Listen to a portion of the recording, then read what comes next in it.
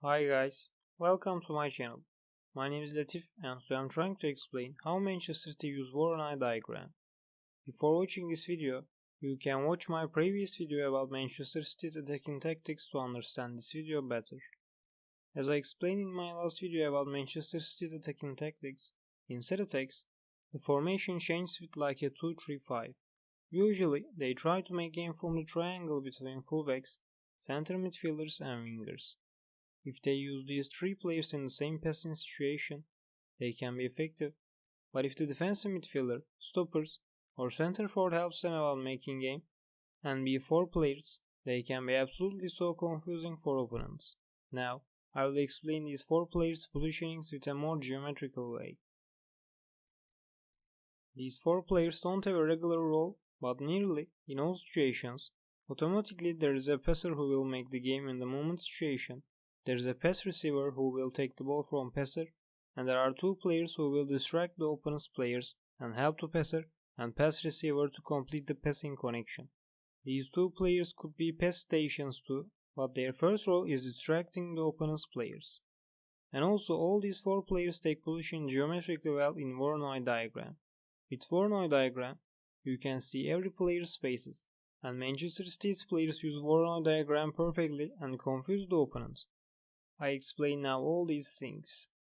In this situation, Manchester City are trying to make game against Chelsea's 5-3-2. Laporte has the ball. De Bruyne is in wing between the opponent's forward and midfield lines, and Grealish is matching with the opponent's right stopper.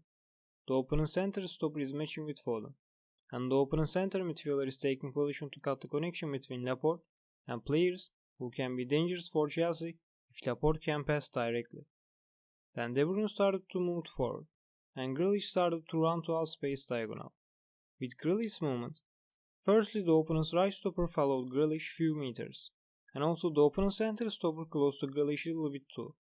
But then, right stopper saw De Bruyne is closing to forward, and led Grealish's marking to center stopper, and came back to his position.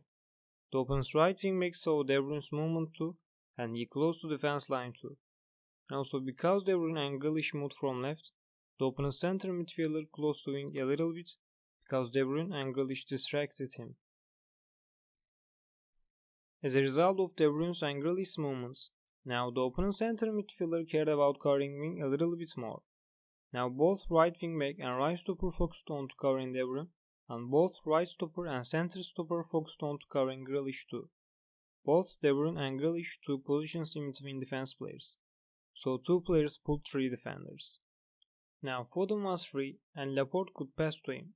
The open center midfielder couldn't cut the connection between Foden and Laporte because he focused on to wing and shifted to wing little bit. The open center stopper was marking Foden, but because he focused on to marking Grealish, he can't mark Foden anymore. So Laporte could pass to Foden comfortably and they could improve the attack. Now let's look at the situation with Voronoi Diagram. In this diagram, you can see Chelsea's players space sharing for the situation, and you can see Manchester City's four players positionings in these spaces who directly affect the stack: Laporte, De Bruyne, Grealish and Foden. These spaces' meanings for Chelsea players is who has to cover a Manchester City's player when. For example, it's clear the opponent's right center forward has to cover Laporte because now Laporte is in his covering space, but covering Grealish, De Bruyne or Foden is not simple like covering Laporte. Because if a Manchester City player takes position in Chelsea's Voronoi Diagram's lines, like Grealish, De Bruyne and Foden do in this situation, there is a sharing spaces problem for the defending team, because this time it's not clear who has to cover the attacker who takes position in the line.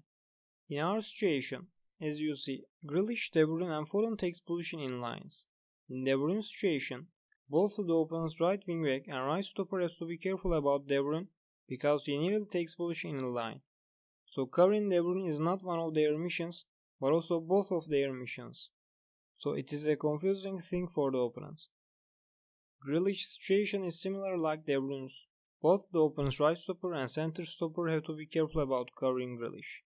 So right stopper has to be careful about covering both De Bruyne and Grealish at the same time. Also, to cover De Bruyne or Grealish, if one of these defenders close to one of De Bruyne or Grealish, this player has to cover too much distance because both De Bruyne and Grealish take position at their spaces horizontally furthest points, and it would be a big waste of time. Foden's positioning is even better.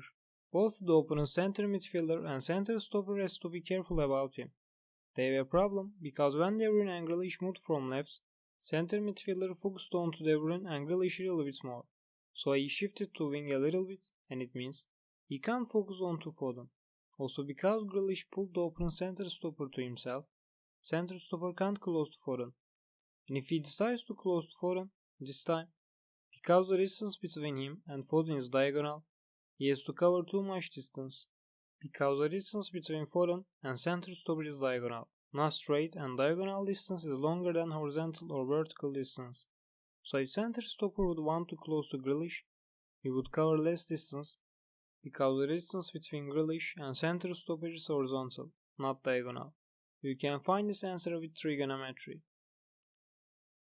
And also because center stopper has to cover too much distance to cover Foden, and also Grealish takes position between center stopper and right stopper, if he closes to Foden, Grealish can escape from the opponent's defense lines back easily, because not the opponent's any player would mark him closely, and now also the distance between center stopper and right stopper is too much, so he can escape from more space, and because of that, right stopper's catching Grealish probability becomes less too. In this situation, Foden's positioning is better than Grealish because the connection between Foden and Laporte is diagonal. The connection between Grealish and Laporte is straight, so it means the opponent's center midfielder can cut the connection between Grealish and Laporte comfortably, because in straight connections, because the ball's direction doesn't change horizontally, if the opponent's player takes position in a regular way, even if he doesn't want to cut the connection, he can cut the connection by keeping to take position in a regular way without an extra effort, because the ball's horizontal direction won't change, so he just has to focus on taking position in the same straight way. He doesn't have to focus on moving to right or left, he just has to focus on moving to forward or behind. But in Foden's positioning, the opponent's center midfielder can't cut the connection between Laporte and Foden, because the ball will go to Foden from Laporte from a diagonal way, so it means the ball will change direction at the same time horizontally and vertically. So to cover Foden, the opponent's center midfielder has to focus on about moving diagonal, and it means he has to accord his position to right or left and also forward or behind at the same time, and it's a more confusing thing for the opponent than the previous situation. And also we can say that in this situation, if Grealish would take position in a little bit behind in center stoppers, right stoppers and center midfielder spaces intersection point, and also if the connection between Laporte and Grealish would be diagonal, this positioning would be literally perfect. If Laporte took position a little bit closer to wing, he could pass to Grealish diagonally from between the opponent's center and right center midfielders, and when Grealish took the ball, any of the opponent's players couldn't press to Grealish quickly. The opponent's right and center stoppers couldn't cover Grealish quickly, because to cover Grealish, they had to cover distance diagonally, and it would be an extra waste of time for them. The opponent's center midfielder couldn't cover Grealish quickly, because when Grealish took the ball, he remained at center midfielders behind. So to cover Grealish, center midfielder had to turn around, and it would be an extra waste of time for him. And if they don't have a regular defending positioning for situations like this, each of these three players could let marking Grealish to other two players, so it would confuse the opponent so much. Thanks for watching this video, guys. I hope this video can be beneficial for you. You can follow my Twitter and Instagram accounts, and also you can check my blog. May football be with you.